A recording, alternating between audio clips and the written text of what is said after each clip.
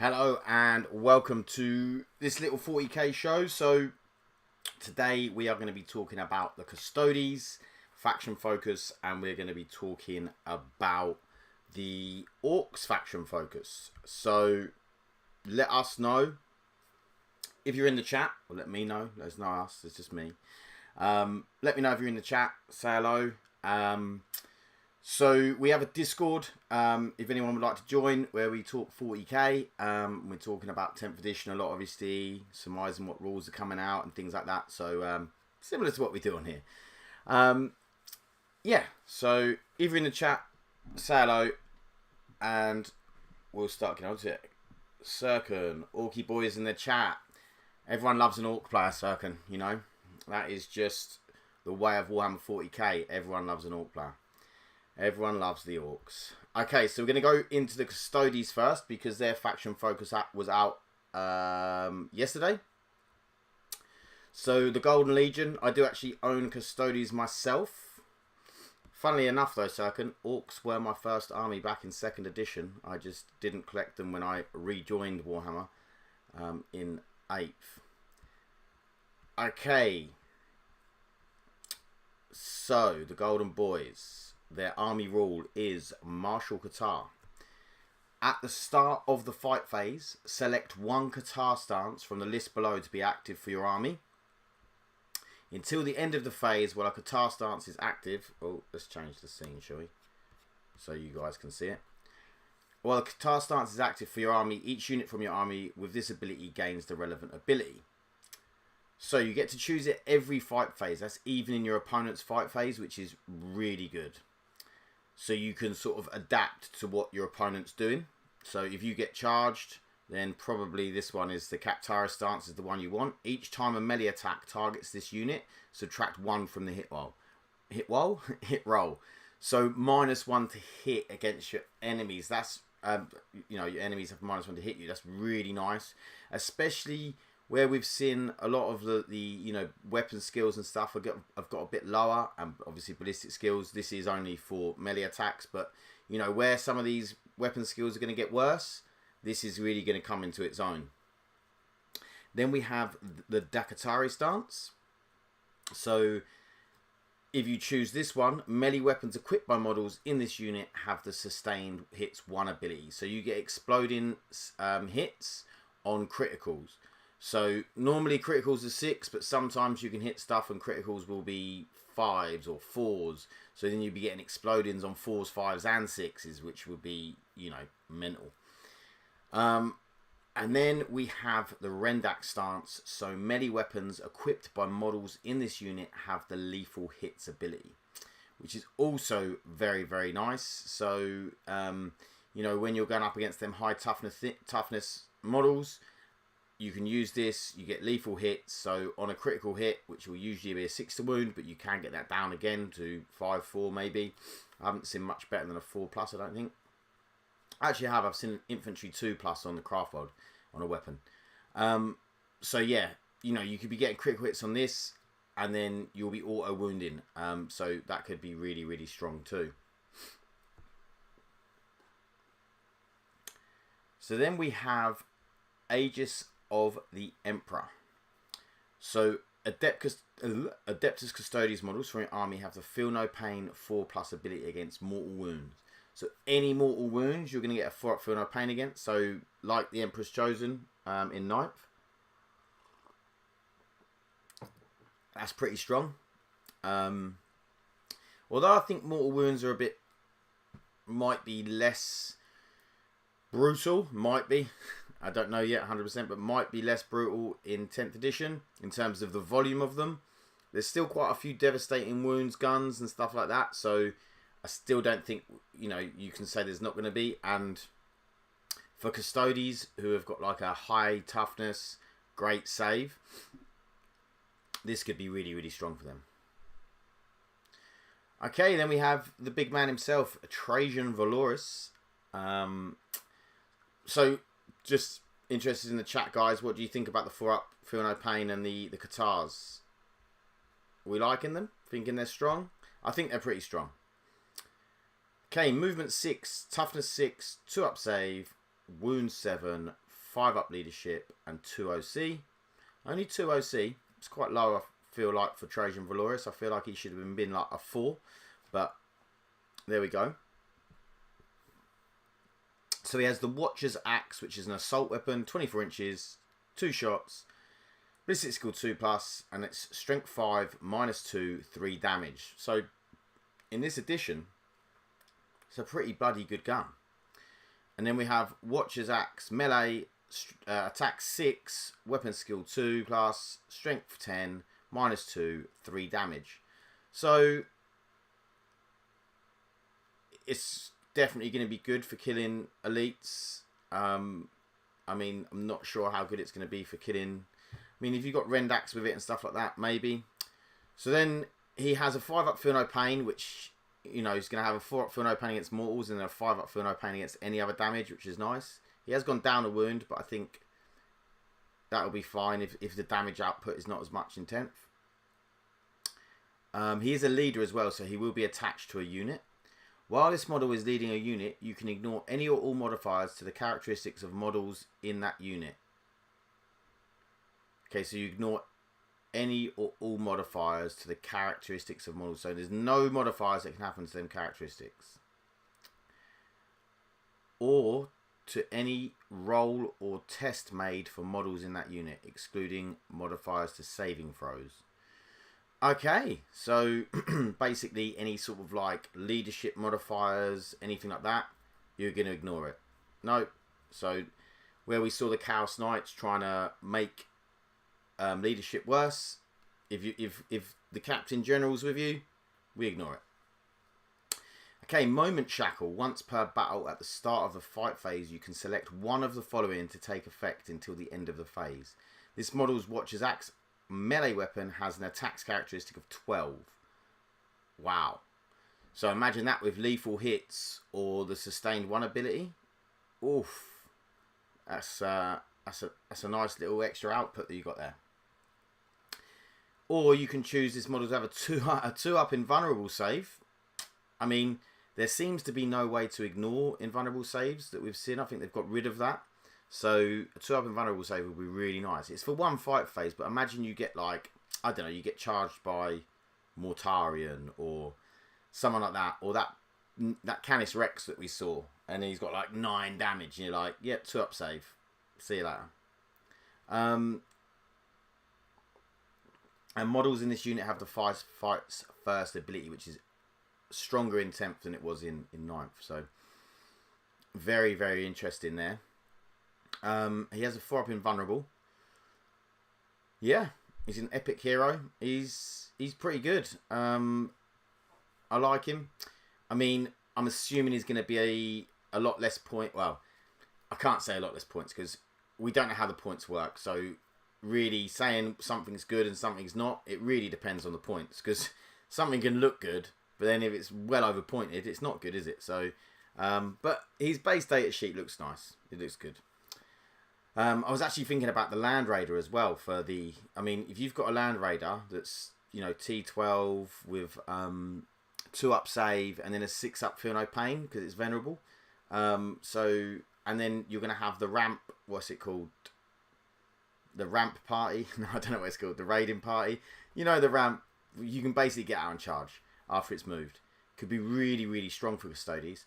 So, yeah, I might get my Land Raider out and give it a whirl. Also, the Contempt of Dreadnought might not be bad either, depending on the weapons and stuff. Okay, the Alaris Custodians, so the Terminators. We have the Ballistic, movement 5, so 1 less movement. They never used to have 1 less movement. They used to be movement 6. So that has been taken away. And then toughness 7. So they're 1 extra toughness and Trajan, so I'm gathering the normal guys are going to be toughness 6. 2 up save, 4 wounds. What was Trajan? Was 7. Okay, so I'm gathering the normal guys are 3 wounds. Leadership 6+. 6+. So same with Space Marines. I feel like they should have a little bit better than the Space Marines. 2 OC. Which is fine. Although again, 2 OC, I'd be interested to see what the Custodian Guard have. Because if the Custodian Guard have 3 OC, because you've got to remember, these are very, well, meant to be a very elite army. So we're assuming we're going to have a lot less models. So, I was assuming they were going to have, like, better than the normal battle line troops, which are usually 2 OC. I'd have expected each Custodian really to have at least 3. So that's interesting. Might struggle to hold objectives. Don't know. Don't worry, I've just seen an ability, but we'll get to that. So, Ballistus Grenade Launcher. So, it's range 18, D6, 2+ ballistic skill. Strength 4, -1 damage. It's quite nice. Blast. It's alright. Castanex, again, 24-inch range. It's assault. It's exactly the same as the Guardian Spear, which is strength 4, -1, 2 damage, which is quite nice. Assault, you can get the extra movement. I really like that for the Custodians. And then we have a Castellan Axe for melee, which is 4 attacks, weapon skill 3. Don't like that. Strength 9, -1, 3 damage. And then you have the Guardian Spears, 5 attacks, 2+ weapon skill, strength 7, -2, 2 damage. Okay. So I think the Spear's winning in this battle again. The battle of the close combat weapon. And then Misericordia is not extra attacks. It's a weapon in its own right. So you won't be able... So will you have this on top of the Guardian Spear and the Castanex? That's interesting. That's a lot of attacks if so. Weapon skill 2+, strength 5, -2, 1 damage. No, you wouldn't have it. You can't use 2 melee weapons. So, because it hasn't got extra attacks, you don't get it on top. Drutavian, hi all, late to the party, gone to the beginning of the stream, so I'm going to be disjointed. Sorry, the Custodians' combat stances are definitely potent. A safer Chaos Marine set of rules. Yeah, Drutavian, I agree. The Katars look really, really good. They look nice, and they're sort of quite reactive because you're choosing them at the beginning of the fight phase each time, so you can you can read what's going to happen. So I really, really like it. Yeah, but Guardian Spear looks better. Not sure what's happened with the Misericordia now, because it seems weird that you just have that as like everyone was sort of meant to have a Misericordia, but then why would you ever use a Misericordia over either of the other 2 weapons unless you haven't got the other 2 weapons? I don't know. Let me know what you guys think about the whole Misericordia situation. Maybe I'm missing something, or something's been written that I've missed about Misericordias. So they have Deep Strike rule, which you'd expect, the Martial Qatar faction, and then they have Slayers of Tyrants. Each time a model in this unit makes an attack that targets a character, monster, or vehicle unit, you can reroll the wound roll. Super strong. Super strong. So would you just prefer to take the Spear? Because if you're re-rolling the wound roll anyway, Strength 9 is not that strong. So, yeah, and the Spear's got better AP. It's just the extra damage on the axe, but then you're hitting on 3s. They've messed that up, and I hope they change it when the Codex comes out and makes it a bit more balanced. They should both be hitting on 2s, whatever the weather. I don't mind having 1 less attack because it's damage free. And then I think the strength should be a bit higher on the axe. Keep the AP low, but make the strength a bit higher. Even then profiles out a little bit. And then from Golden Light, once per battle, at the end of your opponent's turn, if this unit is not within engagement range of 1 or more enemy units, you can remove it from the battlefield in the reinforcement steps of your next movement phase and set it up anywhere on the battlefield that is more than 9 inches horizontally away from enemy models. So that's really nice, especially because sometimes, you might have your Terminators drop in. They do whatever they do over this side of the board, and then they've only got a 5-inch move. I know you can advance as well, but it's then like trying to get them into battle sometimes, and it might be just better picking them up, dropping them somewhere else. So I really like that. A bit of redistribution. And then I was saying about the objective control. The Vexilla, adding 1 to the objective control characteristics of models in the bearer's unit. So there'll be OC free if you have a Vexilla in the unit. So I'm not sure how much you're going to need Vexillas on obviously we'll have to play the game. You can only really know that once you sort of play a few games, but they could end up being pretty important for that objective control. Okay, down to the prosecutors, also known as the Sisters of Silence. So we have a bolt gun, rapid fire 1, we know what they do now. Close combat weapon, again, 2 attacks, strength 3, 0 AP, 1 damage, nothing. The abilities, Daughter of the Abyss. Modelers in this unit have a feel no pain, 3+ ability against psychic attacks. I mean, I feel like the only reason you take these is because they're cheap and you just stick them on an objective at the back. Because having a 3+ feel no pain against psychic attacks is alright, but if your opponent's got half a brain cell, he just shoots the psychic attacks at the not the Sisters of Silence and shoots the non-psychic attacks at the Sisters of Silence. It's not like you have to shoot the closest model anymore with psychic. It's like, well, that with Sin. I mean, it didn't say anything on that librarian's profile about Smite, so you're basically just like, oh, I don't know, it just feels so bland. Oh, it's a 3+ feel no pain, but it doesn't matter because like there used to be a cool rule, you couldn't affect them with psychic, and you know you'd move them out and you'd screen psychic out. You know, they'd have a real job in the army, and now I just feel like meh. It's such a shame what they've done to psychic.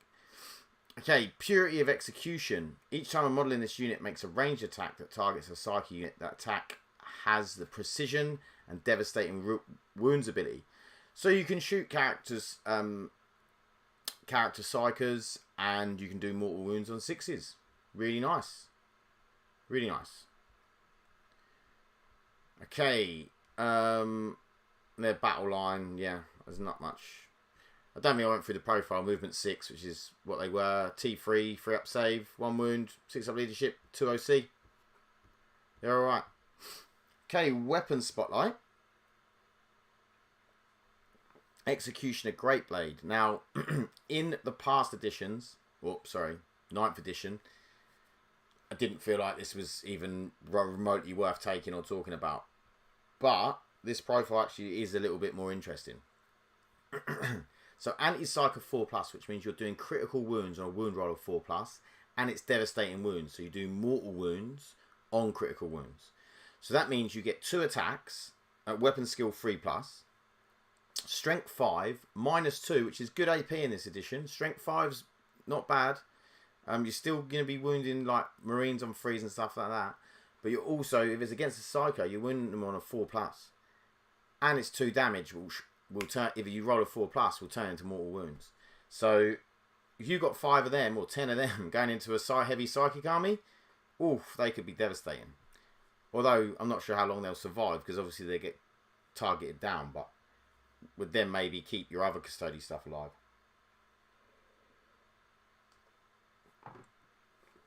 But this is definitely seems to be the best thing that's come out of the Sisters of Silence so far that we've seen, is the Executioner Greatblade getting a lot better. Okay, on to the stratagem. Shield Host. So this is the Shield Host stratagem.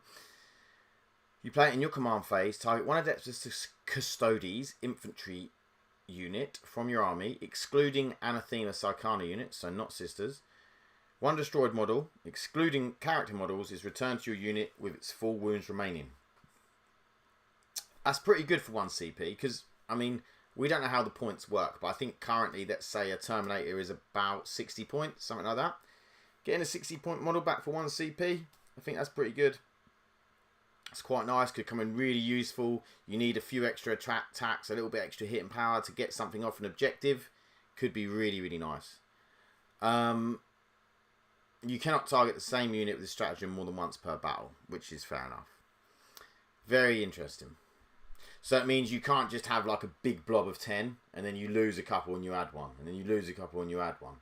You know, like you only have to do each unit once, which I quite like as a restriction. Okay. I will say, you know, looking at the profiles, they do look like they're going to be hard to kill. If you think we're getting rid of a lot of AP, so you stick one of these. I'm assuming that the Custodian Guard are going to have a 2-up save as well. You stick them in cover. They've got a 2-up save. They're going to get +1 because they get benefit of cover. You know, you're going to have to stick in some pretty hefty AP. You know, you need at least AP2 just to take them off their 2-up save. And then, you know, AP3 will then take them to their 4-up invuln anyway. And there's going to be there's fewer wounds go through because their toughness is higher. So yeah, I think, and then you've got the 4-up against mortals. I think they're going to be pretty good. They're going to be pretty good. I like the changes. The only thing I don't like the changes to is the sisters, apart from the Great Blade. But then I don't know what they could have done with them because they've sort of ruined the psychic. So, in my opinion, from what I've seen so far. But yeah, what do you guys think? Drutavian says the prosecutors, I expected the feel no pain rule, but wasn't sure what the number was going to be. Shame it wasn't a bubble.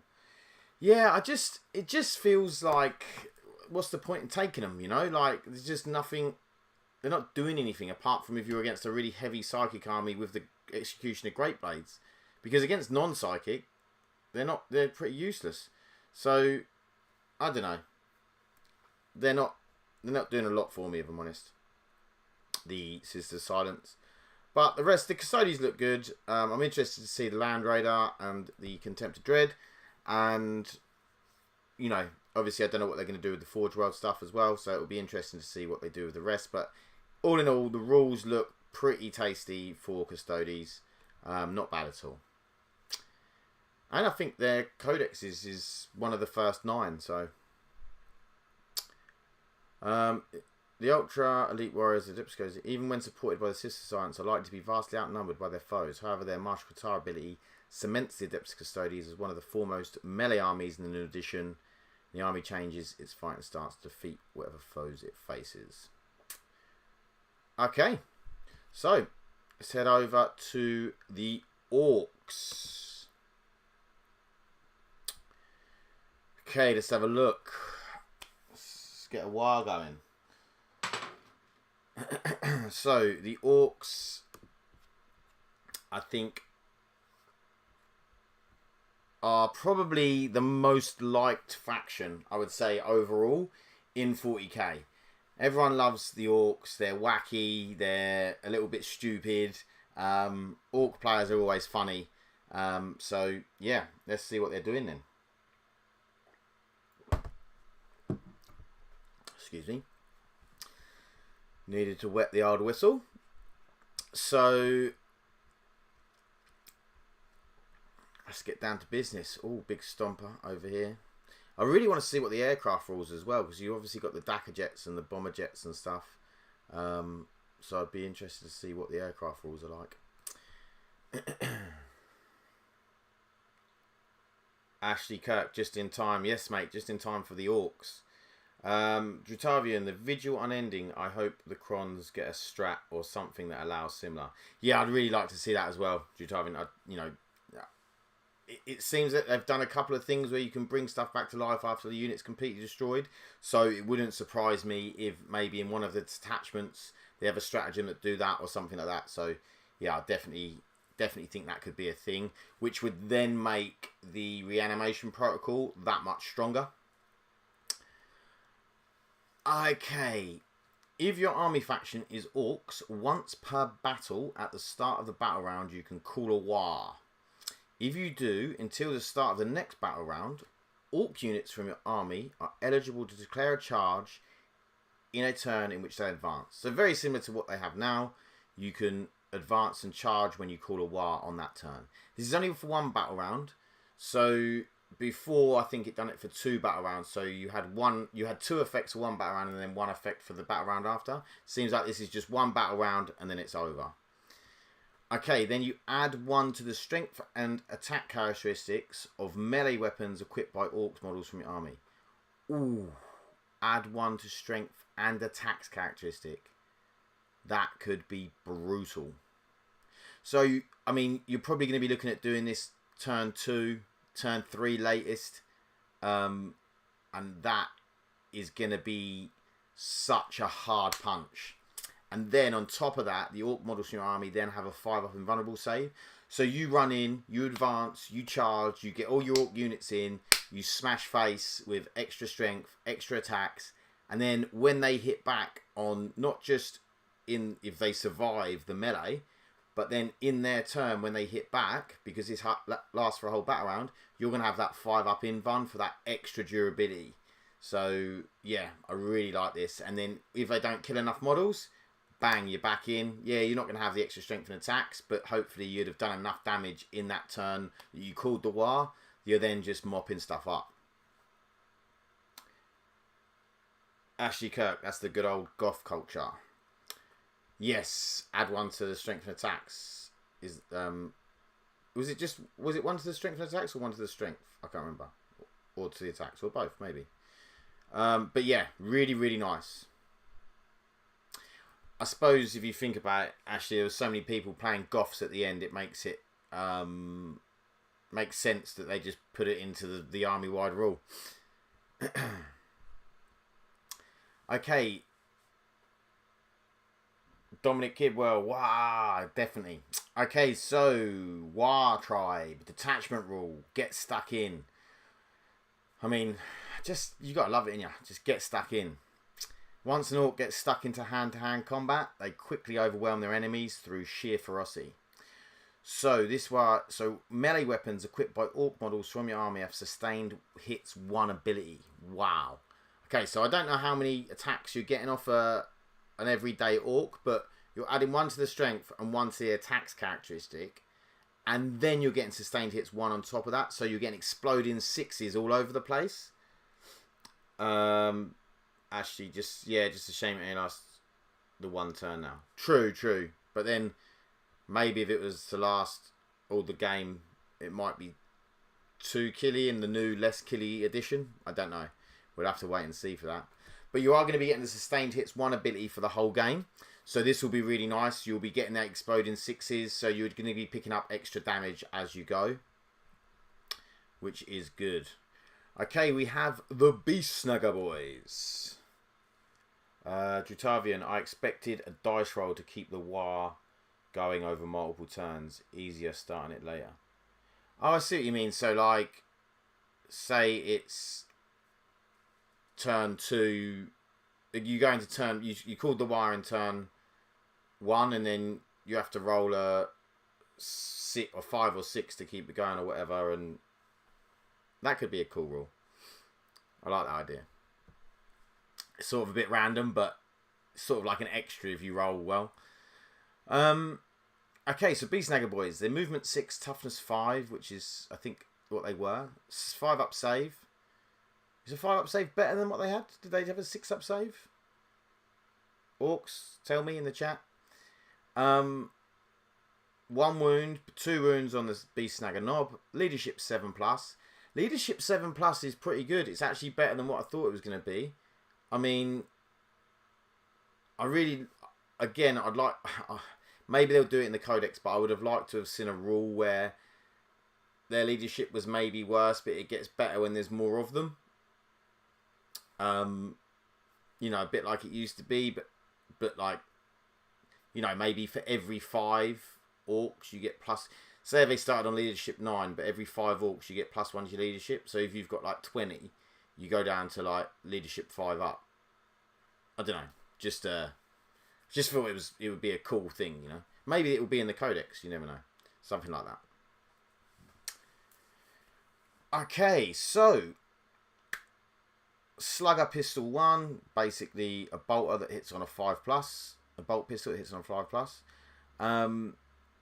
Then we have a Thump Gun, which is Blast, which is 18-inch range, D3 shots. Again, Ballistic Skill 5, Strength 6, 0p, 2 damage. Okay, there's not many shots coming out of them, but let's hope they're going to keep the orcs, you know, relatively cheap, so you can really feel that horde. You know, you want that wow. You wanna look at the board and think, wow, that's a lot of orcs, you know. Okay, so chopper. Get your choppers out. It's 3 attacks, weapon skill 3, strength 5, AP 1 damage. Okay, so it's kept the AP, but I'm assuming you're gonna have to pay for the chopper. But it has got AP on it, which is I was thinking it wouldn't, but that's really good. I think that's going to be great for the orcs. Drutavian says, yeah, that's the building up the momentum. Yeah, definitely. So the close combat weapon is 2 attacks, weapon skill 3+, strength 5, 0 AP, 1 damage. So this tells me that, you know, you're definitely not going to be getting free war gear here, because you just always take the chopper over the close combat weapon. It's just not even a question. Power Snapper is 4 attacks. I think the Power Snapper only the knob can take. It's 4 attacks, 3 up weapon skill, strength 7, -1, 2 damage.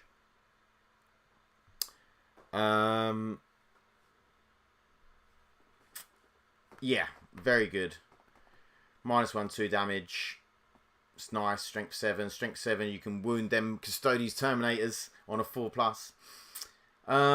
Okay, so you get the Feel No Pain 6+ ability, so that's nice. 6 up, built-in 6 up Feel No Pain. Beautiful.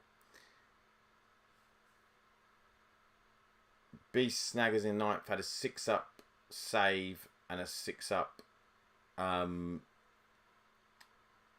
6 up invuln. Okay, so now they've got a 5 up save and a 6 up Feel No Pain. Okay. They seem like they're not bad. 5 up save is pretty good, I think, on a T5 model. That's, as long as it's cheap enough. Each time a model in this unit makes an attack, targets a monster or vehicle, you can re-roll the hit roll. That's going to be really nice. Strange it's hit roll and not wound roll, because I feel like the wound roll against a monster or vehicle is going to be way more important. So it's interesting. It might have been nice if you can re-roll a hit roll, and then if it's on an objective, I don't know, you can re-roll the wound roll as well, or something like that. I don't know. It just, I feel like there's a lot of re-roll wound rolls against monster and vehicles, like Custodes had one. I feel like it's vastly better than re-rolling the hit roll.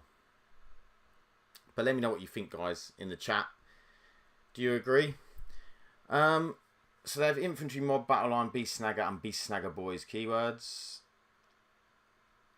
Okay, the big man himself, Ghazghkull Thraka, and his side man, Macquarie, his wingman, when they go out on the pool. So, when they go out in the pool and get their choppers out. So, movement 5, toughness 6, 2 up save. Huh? Macquarie's toughness 6, is he? Macquarie's toughness 6. That's got to be an error, surely. I think the rules are nice. I mean, they aren't as bad as Tau, are they? I mean, talk about tragic.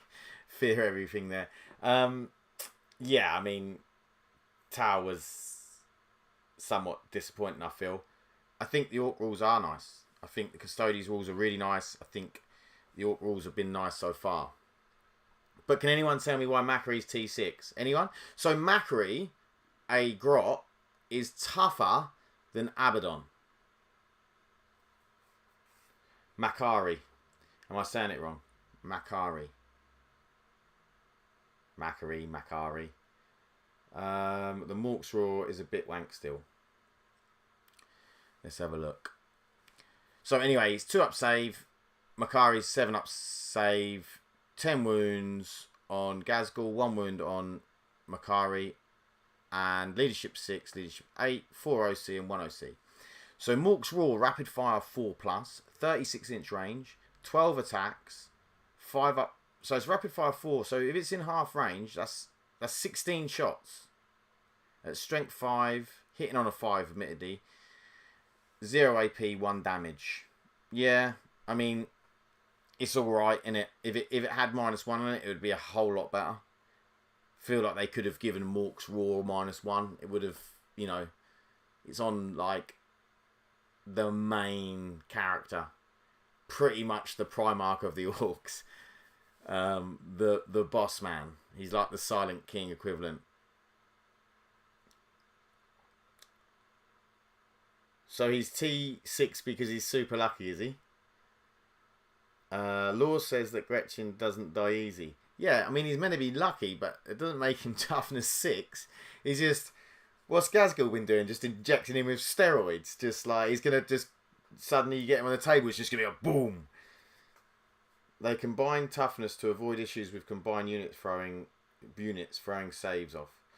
So is it because they're going to be both attached? They combine toughness to avoid issues with combined units throwing saves off. Okay, I'm not sure what that means, but I'm sure it is going to explain in a second, hopefully. Yeah, so next up, Gork's Claw. 6 attacks, so that could go weapon skill 2. And then we've got strength 14, -3, 4 damage. So that could go to 7 attacks in a war at strength 15, -3, 4 damage. And sustained hits, 1. That's nice. Makari's Stubber, devastating wounds. Woohoo! You get to get a mortal wound. You only get 1 shot and you hit on a 4+, and it's strength 3, 0 AP, 1 damage. I mean, he's not there to kill stuff, is he? Did anyone else notice this means character units can join units? This means stuff like the Cryptek Battle Dustbins will likely also join a unit. Oh, okay. But yeah, but Makari's not a bodyguard, is he, as such? He's just... Or is he?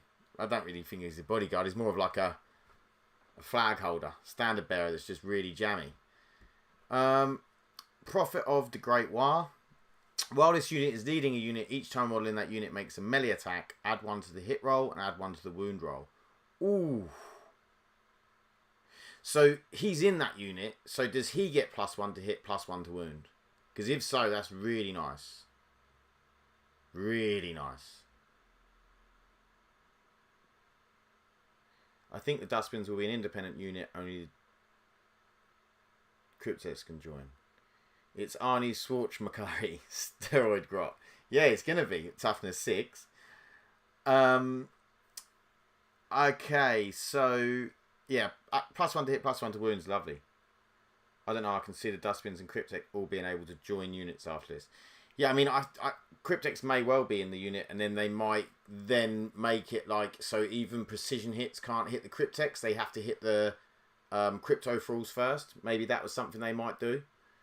Could be interesting because, you know, in 9th, Crypteks are definitely vulnerable to snipers because they're so weak and shite. Gazgul's War Banner Aura. While a friendly Orcs unit is within 12 inches of Makari, if you have called a war this battle round, melee weapons equipped by models in this unit have the lethal hits ability. Oh wow! So you're gonna have +1 strength, +1 attack, sustained hits, and lethal hits if you're near Makari. That's gonna be brutal. I mean, you're going to want to make sure you call that war on the right turn because you need to do as much damage as possible in that turn. So you don't want to, you know, be premature. No one wants to be premature, let's face it. Not when you've got your choppers out. So you're going to want to really time that well, but you could end up doing some serious damage. So Makari has a 2-up invuln. You cannot reroll invulnerable saving throws made for this model. Interestingly, it doesn't say that on Trajan's one, but I think that's because Trajan only gets his 1-for-1 fight phase. And then Gaz has a 4-up. So Gaz has the keywords infantry character, epic hero, and Gazgul Faraka.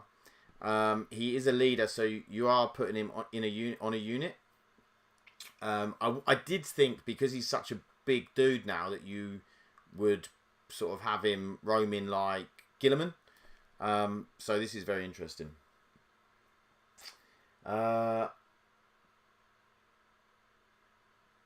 Ashley says, running with his Mega Knob bully boys. Yeah, I mean, that's the first thing that came to my mind. I was like, put him with a load of Mega Knobs. Depending on what the Mega Knobs profile is like, I mean, add one to hit roll, add one to wound roll. That's just a blob of meaty motherfuckers that are just going to go around and just be smashing face. You know, you're going to be taking down tanks, monsters, Be'lakor, Gilliman, a lot of them. Yeah, I think Pat's got this. Cryptic-wise, is it just me or the big characters pretty much auto-include so far? Gilliman gives 2 oaths is insane. Gaz seems insane. Trajan is nuts. So is Canis Rex, etc. Yeah, I agree. Everyone seems to be really good. Like, the characters, the named characters so far that we've seen all seem to be pretty special. I mean, adding one to hit roll and wound roll is pretty major, and then the lethal hits ability off of Makari, really good. Trajan is good. I mean, he's not oath of moment twice good, but he's very good. Who else do we say? And Canis Rex is, yeah, I mean, Canis Rex, I think, is probably the best character so far, maybe alongside Gilliman. And Abaddon as well. Abaddon with that that aura of re-rolling hits, teamed up with the lethal hits ability, is going to be brutal. George says, so shoot Makari with a devastating wound weapon and fish for a 6. Oh, because he can't take yeah, because he can't take, he's only got 1 wound. That's a good point, George. So, although he's going to be attached to a unit, so you can't hit him until you've killed the rest of the unit anyway. So, or actually, if you've got a precision weapon, don't they do mortal? Some of them would be devastating wounds. So, if you've got a sniper, you could probably take out Makari with a mortal wound because he's only got 1 wound, even though he is toughness 6. GW mentioned on a previous community post about the reason for unit toughness. I will try to find it and post it afterwards. Thanks, Chitavin, that'd be great. So big new Tyranid Beastie, Brutalis Dreadnought, something even bigger. Gazkul will tear them all to shreds with Gork's Claw. As the prophet of the Great War, his bodyguard of Mega Knobs get even choppier, Chloria. So it doesn't actually say his bodyguards, so it will be on the other side of his thing which ones he can join.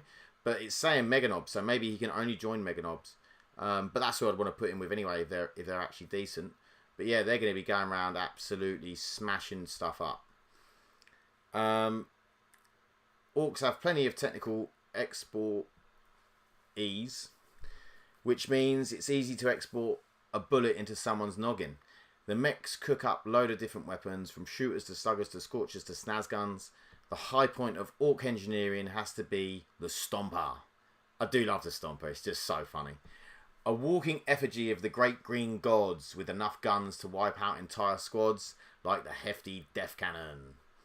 So the Death Cannon is blast, so you'll get an extra hit for an extra attack, for every 5 models in a unit. 72-inch range. It's 3d6 shots. Ballistic skill 5+. Strength 14, -3, d6 damage. I mean, that is... The d6 damage is crazy... What's the word? Swingy. However, so is the 3d6 as well. But, you know, when that spikes, that is going to be naughty. Although it is hitting on a 5+. If there's a way to make that hit on a 4+, that's going to be naughty. That is nice.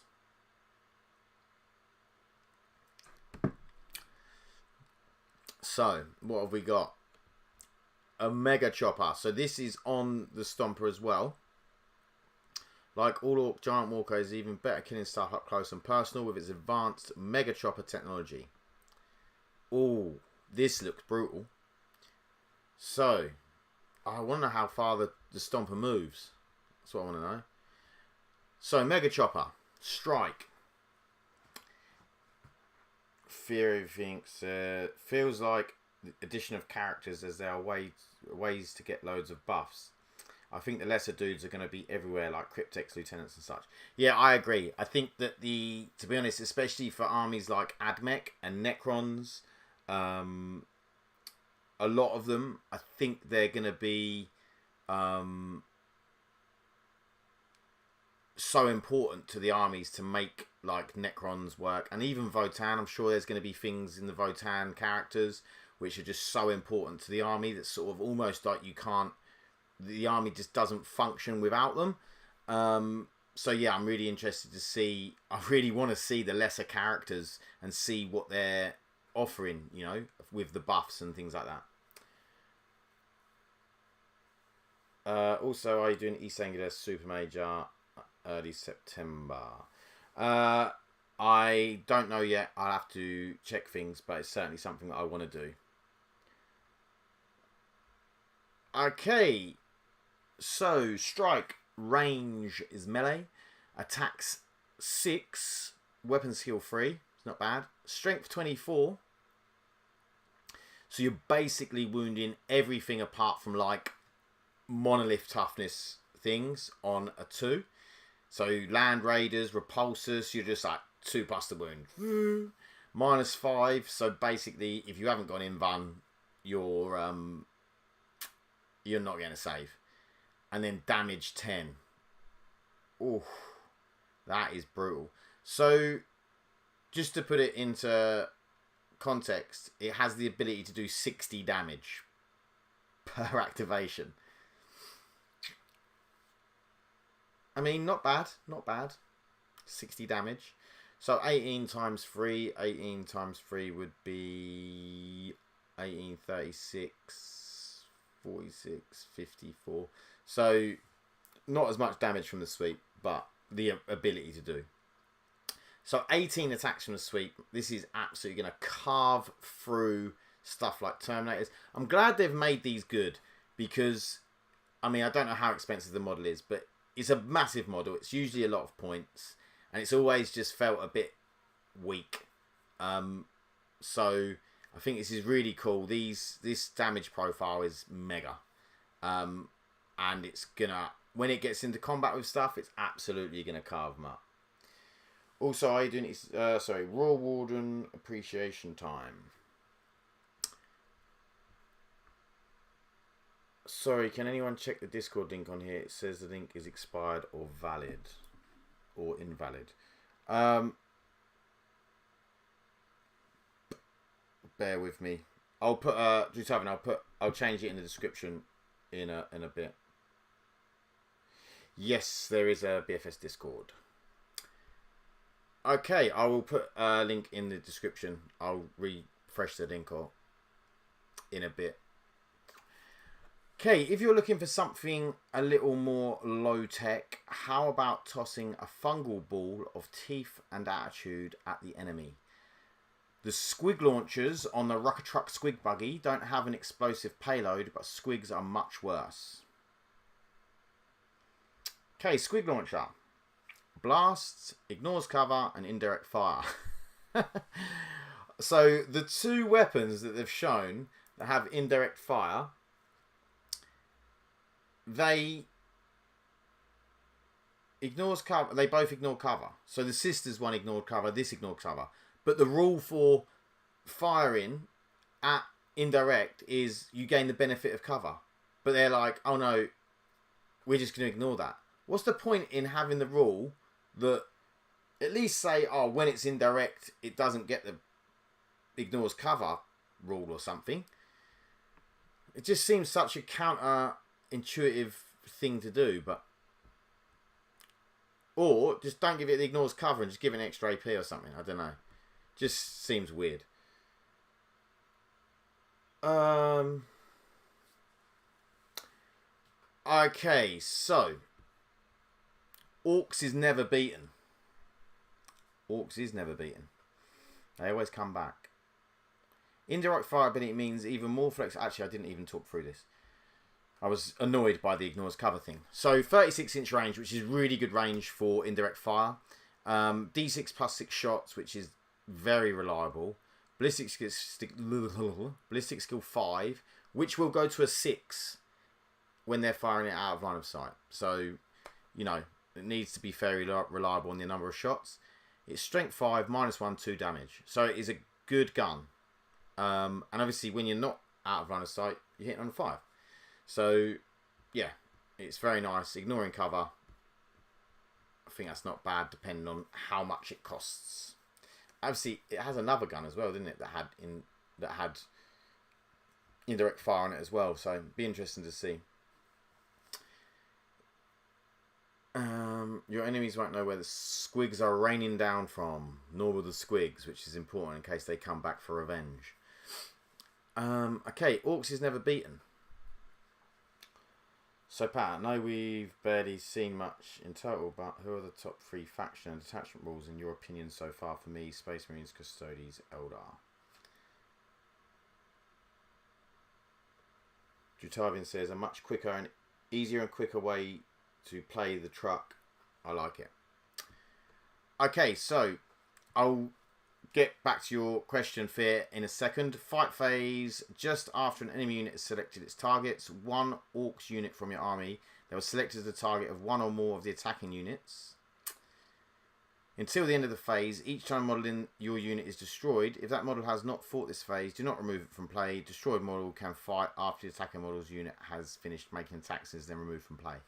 So this would be really nice on, like, if you've got like a 20-man Orc squad and you know that it's going to get wiped by something or very close to, great stratagems play, because that's going to be a big punch back when they die. You don't have to roll or anything, so it's just they're going to attack on death. That's really, really nice. Fight when you die is always good. So yeah, really, really strong that is. So the 3 factions that I think... Who are the top 3 faction and detachment rules in your opinion so far for me? Yeah, I mean, Space Marines is definitely up there. Oath of Moment, so strong. I think that the Eldar and the Sisters both looked good. Custodes looked good. What else have we got? Just let me give me a reminder what we got here. Tyranids looked alright. Chaos Space Marines, again, looked alright. Necrons didn't look great, but we haven't seen the rest of the rules. Ash Militarum, again, looked alright. But I think the Sisters look quite good. I think Craftworld looked good. I think Admech looked quite nice with the Rad, but I think when you're comparing, because you're comparing everything in your head to 9th, and like Leagues of Votann and Admech have gone to a 4-up ballistic skill. So yeah, I don't know.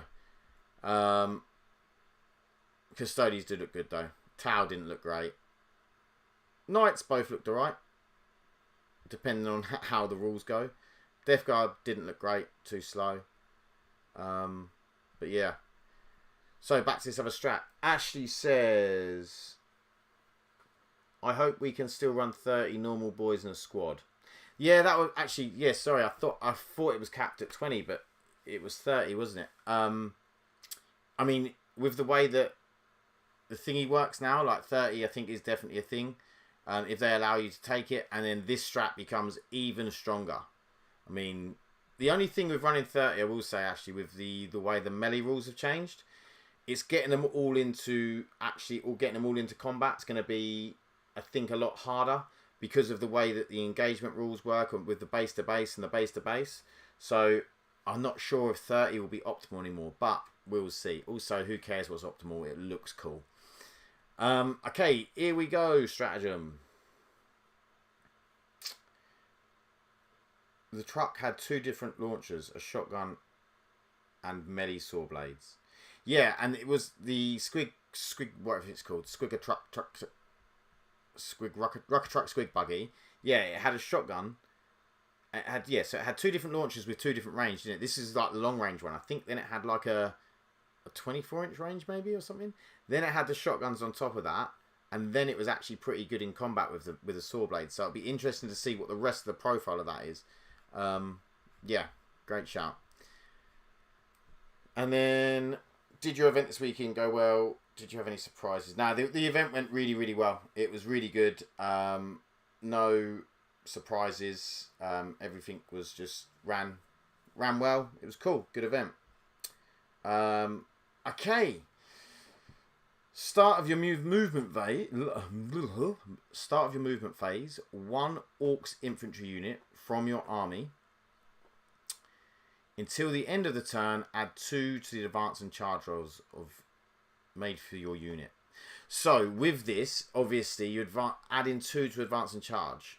I mean, 1, this could be really good to use on a unit that you're just dropping in from Deep Strike.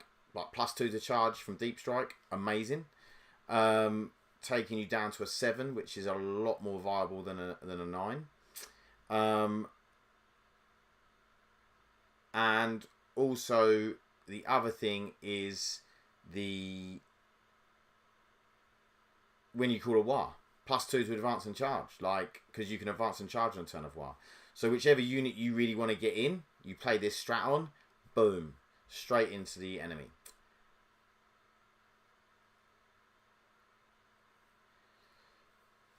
Dominic says that strat is the counter to the interrupt strat, letting you multiple charge different units on the war.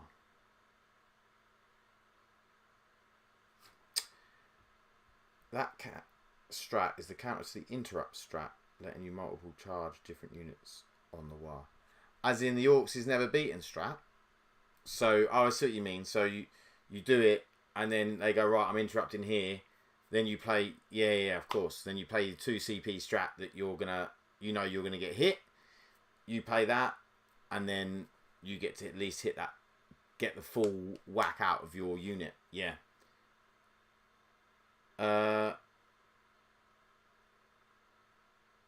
The list that won the event of the weekend was an Iron Hands list. It didn't have Desolation Marines in though, which was refreshing. Drutavian, the Here We Go could be useful to counter the slowing effects of certain army abilities. Yeah, that's very true. There's things like the Tyranids, whatever the launcher thing is, which gives you like -2 to advance, charge, and move, I think. So, yeah, this could be really great counter to that. You're right. And I just think, you know, I think for the Orcs, that war turn is going to be so crucial that you need to make sure that you do damage. You know, you need to do some big damage on that war turn. Otherwise, if you bounce or if you don't get enough units in, you know, because you're going to get some extra attacks, that extra strength. You're then, you know, you're obviously advancing and charging, so it's going to be easier to get in. I think that's when you really need to do your damage and do enough damage that when they hit back, it's not going to just delete your whole army, you know. So yeah, be really interesting to see how that plays out. It's even better than painting your armor red. It'll help slower units like Gazgul get stuck in sooner. Yeah, so great stratagem to play on Gazgul and the what are they called? The mech boys. Meganobs, that's what I meant. Because Gazgul's movement 5 as well, so they'll probably be movement 5. While improving the threat range of your speediest infantry like Storm Boys. Use it after you call a war so you can add a bonus to your advance and charge rolls in 1 turn. That's 2+2, which is lots.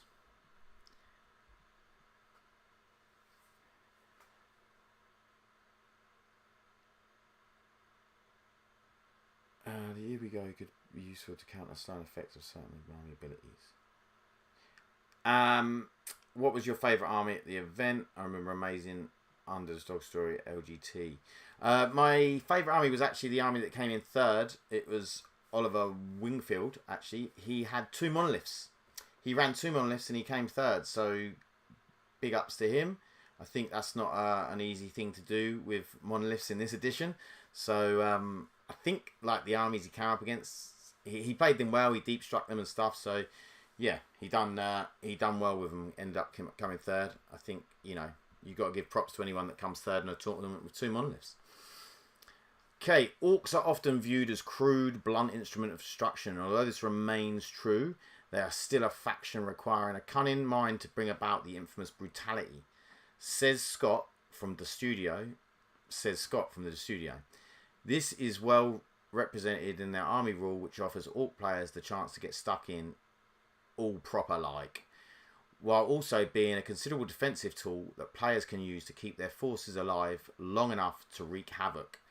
Backed up by their detachment rule, an army-wide sustained hits one in melee, you'll rapidly find your Orc boys who have -1 AP on their choppers will really bring the pain. Yeah, I think they're going to be really good.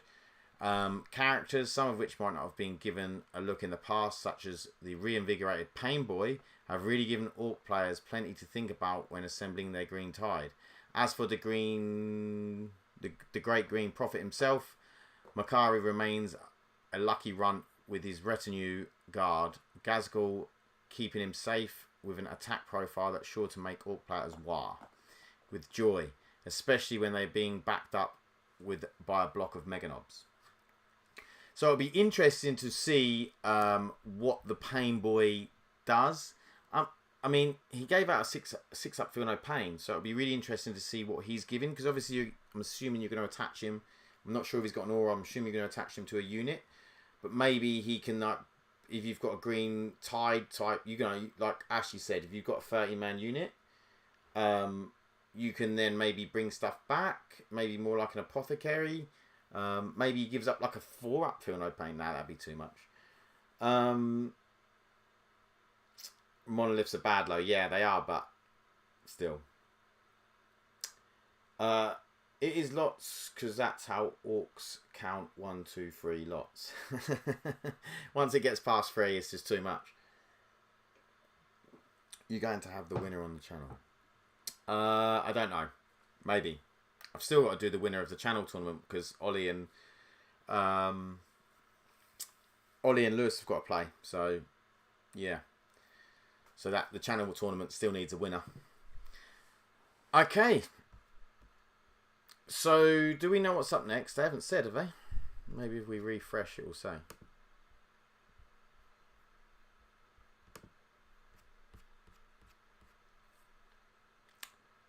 Come on.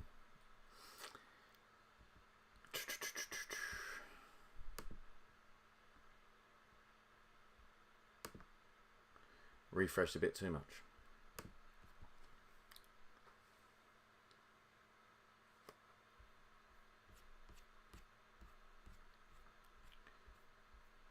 Do we know what's up next?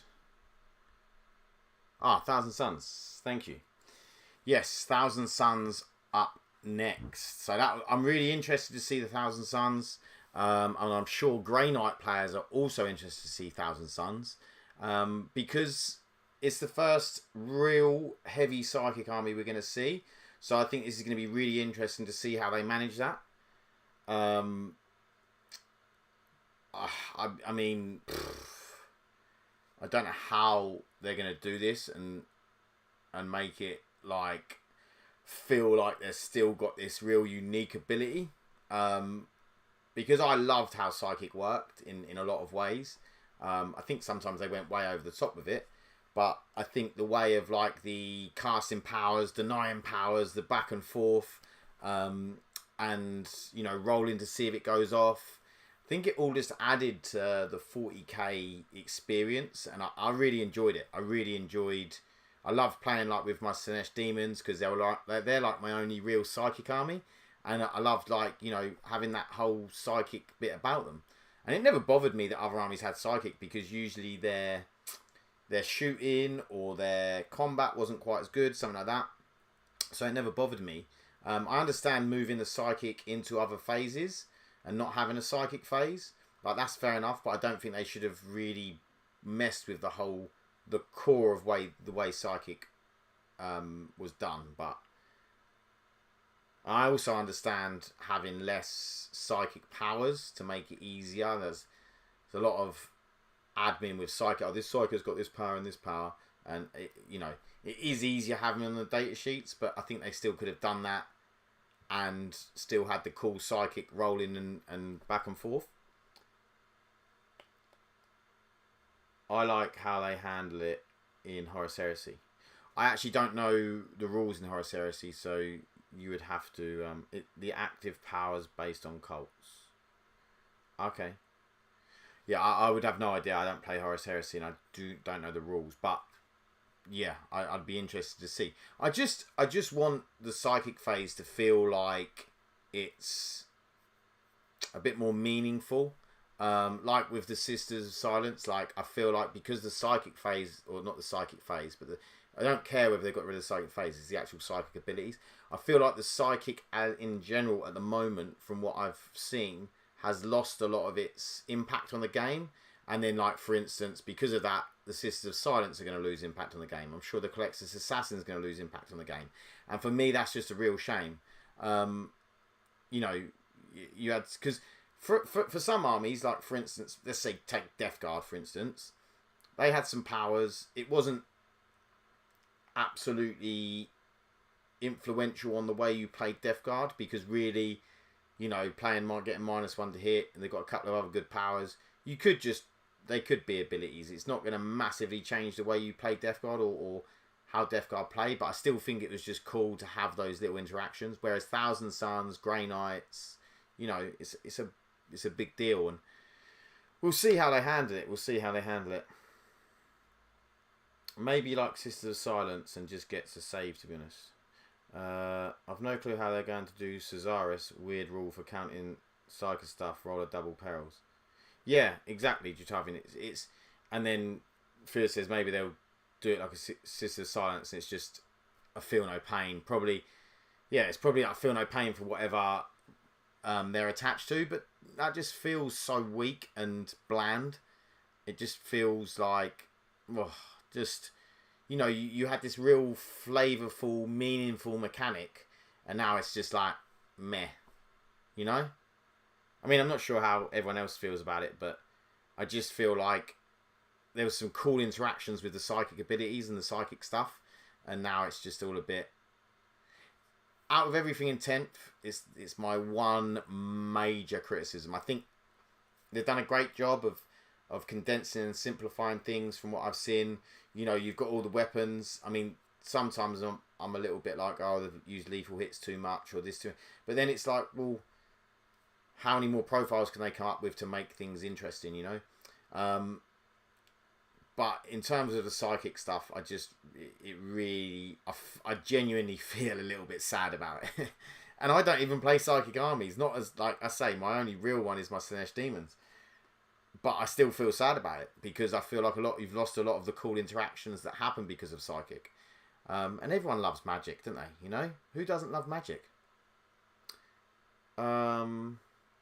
The Far Seal felt really good, Psycho-wise. Same with Abominant. How do you mean it felt really good? A step forward in 10th is 2 steps backwards too on certain aspects. Yeah, I mean, and it just reminds me of when I played 3rd. I just think that, you know, like, I don't mind that the characters are now being put in with the units and other things. I think it's cool. It's slightly different how it's being played. I haven't got a problem with that. It's just, and maybe when the codexes come out, they'll do something. I mean, they won't be able to change the core of what they've done with Psychic, but maybe they'll make it more interesting or something. But at the moment, for me, it just feels so bland. And maybe I'm wrong. And because I think it's because as well, you don't get the interaction with it. Like in terms of, you know, even if you didn't have Psychic, like let's say you were Sisters, you might have got a chance to deny. Or you were Dark Angels, you might have got a chance to deny. Or even, let's say you're Drukhari and you take the helm of Spite. And you can make the Psychic Perils. You know, there was a lot of risk and reward with Psychic, which I really liked as well. The powers felt effective, really. It still felt like the cycle was affecting the game in a way normal rules, auras, or equipment don't. Yeah, but do you feel like really, I mean, the Abominant,